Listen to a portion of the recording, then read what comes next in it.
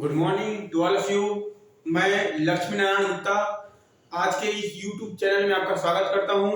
आज हम लोग कंपनी लॉ का जो महत्वपूर्ण प्रश्न है, जो इस वर्ष आने की संभावनाएं हैं, उसके बारे में चर्चा कर लेते हैं, जिससे आपकी तैयारी बहुत अच्छे से हो सके। ठीक है, तो चलिए स्टार्ट करते हैं। यूनिट वाइज कौन कौन से क्वेश्चन कौन कौन से यूनिट पूछे जाएंगे। तो चलिए पहला यूनिट के बारे में बात करते हैं। तो पहला यूनिट से क्वेश्चन जो बनने वाले हैं, कंपनी से क्या है, what do you understand by company, इसके विभिन्न प्रकारों को बताइए। एक्सप्लेन इट्स वेरियस टाइप्स, इसके बहुत से जितने भी प्रकार हैं उसको बताना है। ठीक है। दूसरा, कंपनी के समामिलन से क्या आशा है ना। कंपनी के जो समामिलन, incorporation, what do you understand by incorporation. Company के समामिलन की प्रक्रिया का वर्णन कीजिए।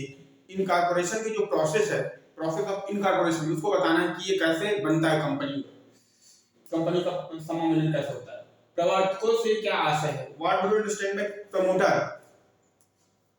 कंपनी के प्रवर्तकों के कार्य, अधिकार एवं दायित्वों को समझाइए। जो कंपनी के प्रमोटर्स हैं उसके क्या फंक्शन है, क्या उसकी लायबिलिटीज है, इसको हमको क्या करना है, बताना है, समझाना। तो ये पहला इनसे 3 क्वेश्चन, और ये 3 क्वेश्चन बहुत बढ़िया से पढ़ते हैं तो आपका पहला यूनिट बहुत अच्छे से कवर हो जाएगा। दूसरा क्वेश्चन है, पार्षद सीमा नियम की परिभाषा दीजिए। Define memorandum of association. ठीक है, ये मेमोरेंडम ऑफ एसोसिएशन, इसके विषय सामग्री को बताइए। इसके जो मैटर्स है, सब्जेक्ट्स मैटर है, उसको हमको क्या करना है, एक्सप्लेन करना है। यह भी बताइए कि किस प्रकार परिवर्तन करते हैं, इसमें किस किस कंडीशन में हम चेंजेस कर सकते हैं, इसके बारे में भी हमको क्या करना है, बताना है। दूसरा, अंश किसे कहते हैं, व्हाट इज शेयर। यह अंश क्या है, कंपनी के विभिन्न प्रकार के अंश जारी करते हैं। कंपनी कौन कौन से अंश जो है जारी करते हैं, शेयर को इशू करते हैं।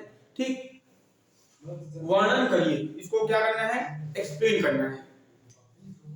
अगला क्वेश्चन है, कंपनी के प्रविवरण से आप क्या समझते हैं, what do you understand bye prospectus of company. Company के जो प्रॉस्पेक्टस है उससे आप क्या समझते हैं। प्रविवरण में मिथ्या कथन हेतु कौन व्यक्ति जिम्मेदार है। प्रॉस्पेक्टस में जो मिसलीडिंग करते हैं उसके लिए कौन से पर्सन को हम जिम्मेदार ठहराते हैं, है ना।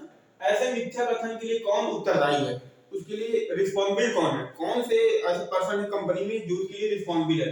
तो क्वेश्चन क्या कह रहा है कि कंपनी के प्रविवरण से आप क्या समझते हैं, प्रविवरण में मिथ्या कथन हेतु कौन व्यक्ति जिम्मेदार है, और जिम्मेदार होने के बाद ऐसे मिथ्या कथन के लिए कौन उत्तरदायी है। अगला question,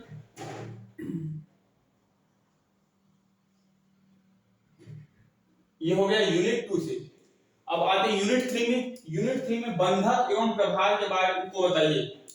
mortgage and charges, mortgage and charges में अंतर बताना, दोनों में चल और स्थिर प्रभार में अंतर, फिक्स और वेरिएबल जो चार्जेस है उसमें हमको डिफरेंस बताना कि कौन सा फिक्स चार्ज है और कौन सा वेरिएबल चार्जेस है। ऋण पत्र से आप क्या समझते हैं, what do you understand bye debenture. ये कितने प्रकार के होते हैं, टाइप्स ऑफ डिबेंचर के बारे में बात कर रहा है। कंपनी को ऋण लेने के, कंपनी के ऋण लेने के अधिकार पर क्या प्रतिबंध है। रिस्ट्रिक्शन ऑफ बोरोइंग की बात कर रहा है, रिस्ट्रिक्शन ऑफ बोरोइंग की बात कर रहा है। इसका वर्णन करें, कौन कौन से कंपनी को कौन कौन से ऐसे रिस्ट्रिक्शन हैं जो हम लोन लेते हैं तो उसमें कंपनी को कहां-कहां रिस्ट्रिक्शन कर दिया जाता है, उसके बारे में आपको बताना है। प्रबंध संचालक की परिभाषा दीजिए। Define managing director. बिना मैनेजिंग डायरेक्टर का तो कंपनी चलता नहीं, तो उसके बारे में बोला है कि मैनेजिंग डायरेक्टर को क्या करना है, डिफाइन करना, परिभाषा देना है। उसकी नियुक्ति, उसके जो अपॉइंटमेंट है, नियुक्ति के बाद अयोग्यताएं, ठीक है, डिस्क्वालिफिकेशन की बात कर रहा है और रेम्युनरेशन की बात कर रहा है।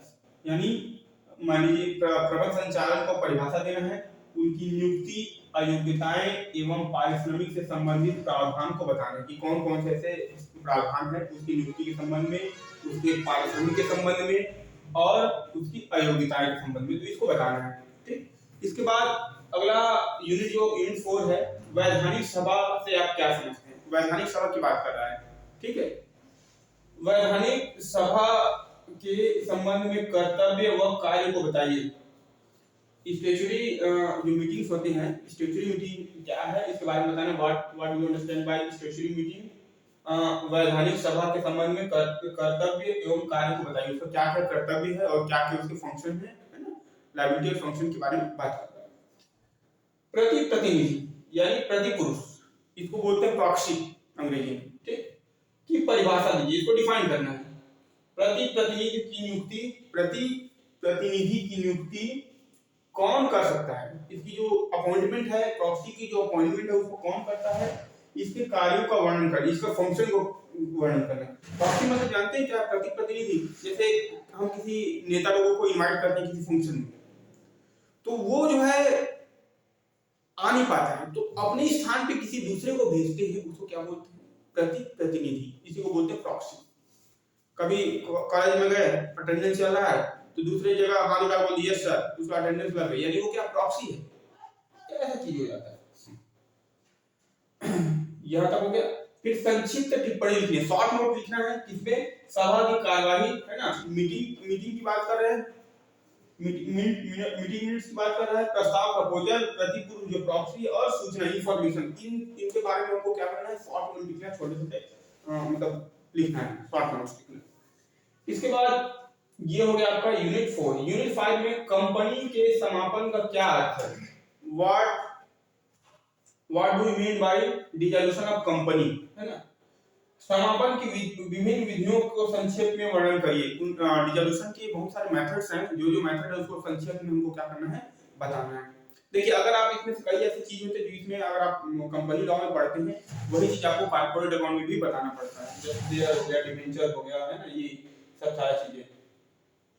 इसके बाद अन्याय एवं कुप्रबंधन को रोकने के लिए कौन व्यक्ति आवेदन कर सकता है।